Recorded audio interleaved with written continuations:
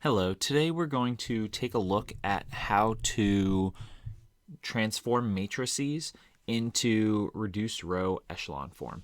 So the echelon form says that like the leading term in each row is going to be the greatest,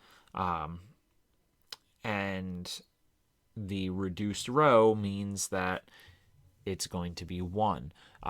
And really, what these four rules are saying is that basically the left part of our matrix is going to look like an identity matrix. For example, this matrix,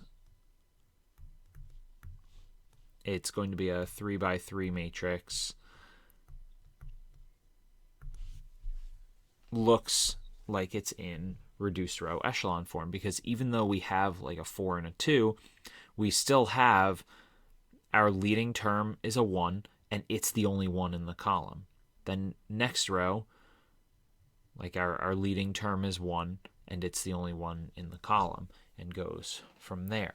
Now we'll look at later on where this is useful, but what we can do with this is perform row operations in order to get a matrix into this form.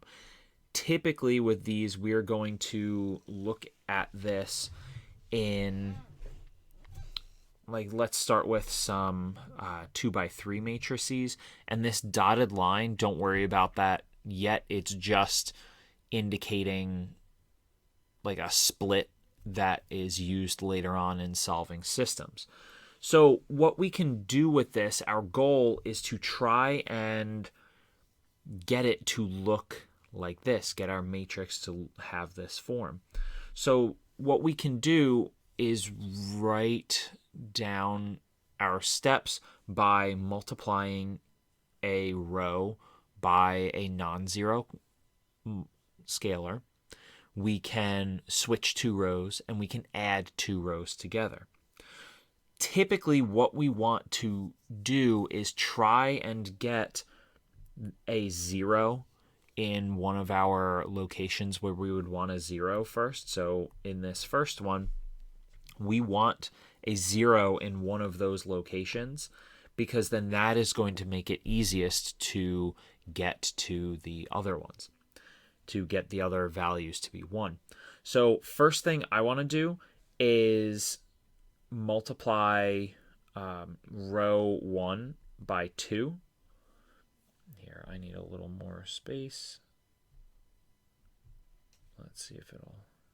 Okay, not quite. So 2 row 1 plus row 2. And that is going to replace row 2, because what will happen, row 1 stays the same. And then all we're doing is multiplying our row 1 value by 2 and adding it to row 2. So -1 times 2 is -2 plus 2 is 0. Then we've got 3 times 2 is 6 plus 4 is 10. And we do it to every term. So 14 times 2 is 28 plus 2 is 30. So what we've done here is gotten this term to be a 0, which means that our next step is going to be to multiply this second row by a scalar so that this 10 becomes a 1, and then our second row is in reduced row form. So the easiest way to do that, just replace row 2 with 1/10 row 2. So row 1 we haven't touched yet. And then row 2, so 1/10 times 0, 1/10 times 10, 1/10 times 30. So row 2, we are good to go. Now that that value is a 1, what we can do is use row 2 in order to influence row 1. So this value needs to be a 0 for it to be in reduced row echelon form. So what we can do is replace row 1 with row 1 plus -3 row 2. Because by multiplying this 1 by negative 3 and then adding it to a positive 3, it's going to be 0. So row 2 stays the same because that's in the form we want it in. Row 1, well, here, negative 3 times 0 is 0, plus negative 1 is negative 1. And then negative 3 times 1 plus 3 is 0. We're just following the directions that it says here. And then 3 times negative 3 is negative 9, plus 14 is 5. Now, this term is just a negative 1, so we need to multiply row 1 by negative 1 in order to get it into reduced row form.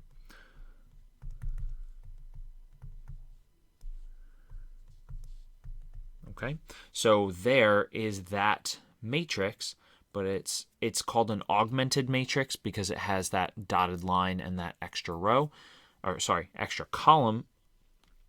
But if you take a look at the left-hand piece, it looks like it's an identity matrix, so that means it's in reduced row echelon form.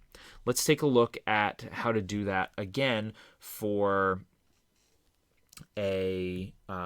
another 2 by 2 matrix. So I'll give myself a little more space this time. So sometimes it's not as easy to figure out what you need to do here. You still want to always kind of start it off with finding one of these terms to be 0. I want to try and focus on getting this 3 to be a 0 just because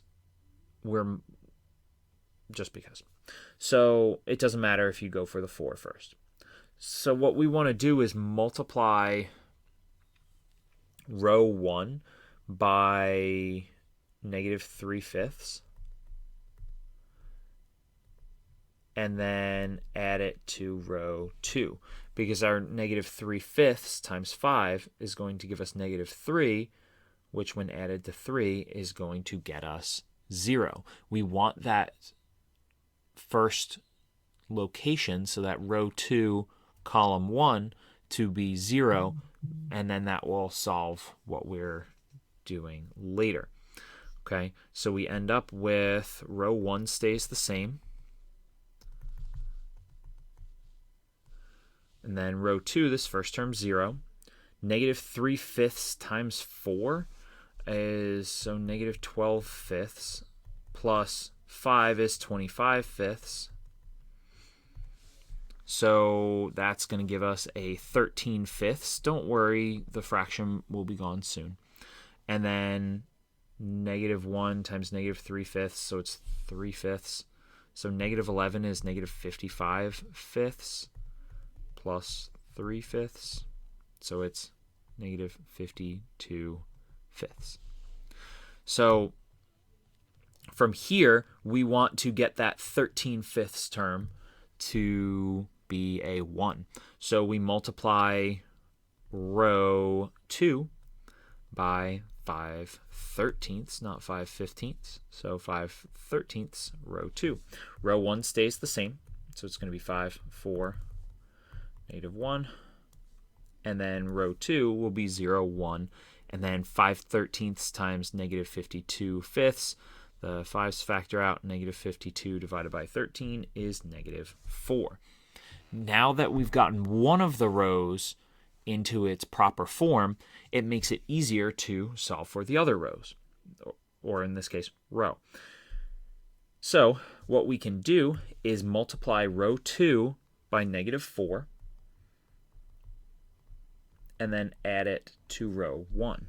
Because we have this 1 location, we can use that to get this term to be a 4.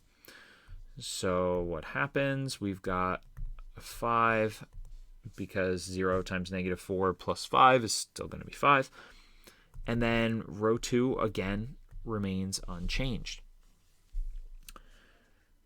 This location is going to be a 0, because negative 4 times 1 plus 4. And then let's look at what's going on in row 1, column 3. So negative 4 times negative 4 is a positive 16, plus negative 1 is going to be a positive 15. Now, all we need to do is multiply row 1 by 1/5, because then that is going to transform this 5 into a 1, and it will be in reduced row echelon form. So 15 times 1/5 is 3, and then that is that matrix in reduced row echelon form.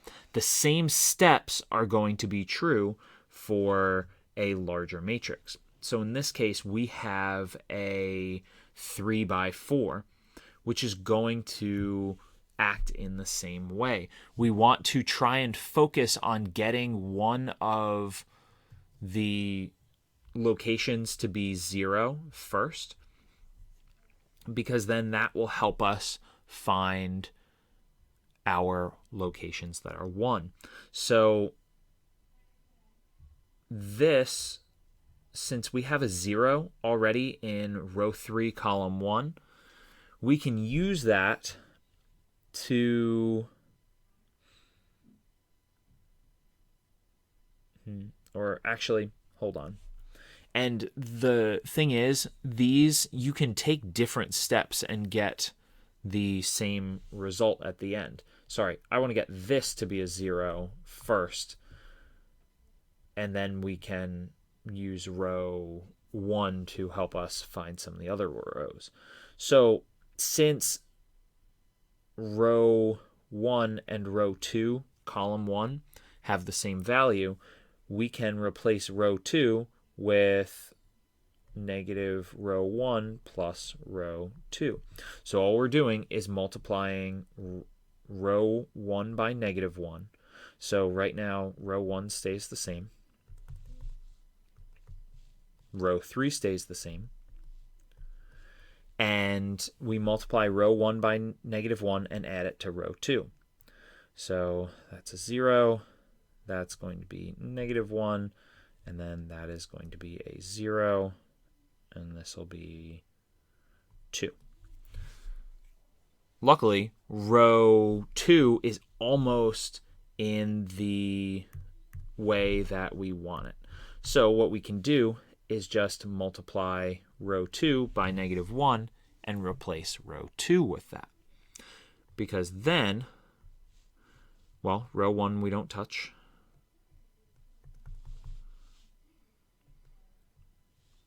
Row 3 we don't touch yet. And then row 2 we just multiply by negative 1. Now that row 2 is in a proper format for our reduced row echelon form, we can use this 1 to get these two locations, so our row 1 and row 3, column 2, to be zeros, by multiplying row 2 by the value we need to, that's going to be our opposite of what's in the proper locations. So we multiply row 2 by negative 2 and add it to row 1 for row 1, and then negative 4 times row 2 and add it to row 3.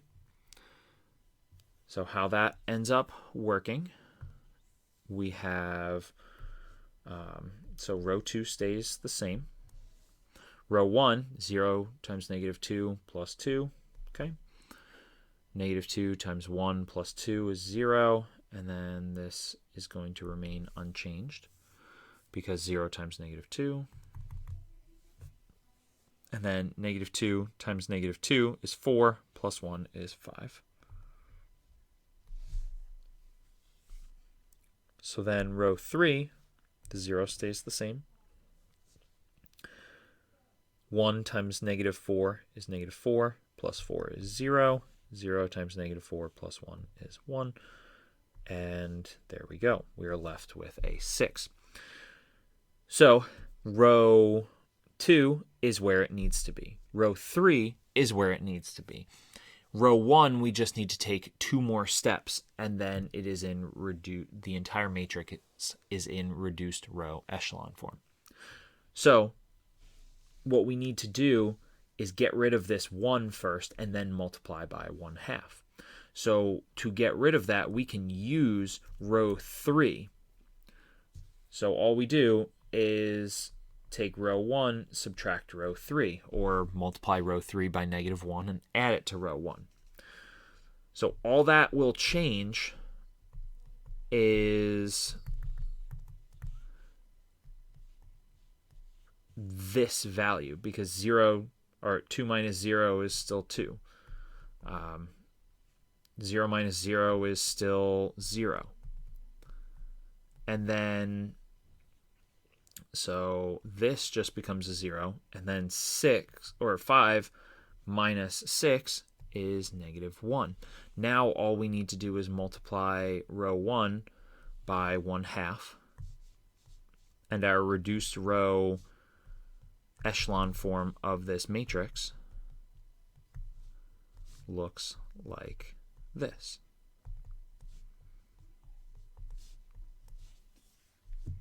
All right, so we're going to just use those row operations, and we want our left part of the matrix to look like an identity matrix, and then we'll deal with what's behind the dotted line on the augmented matrix later. Thanks for watching.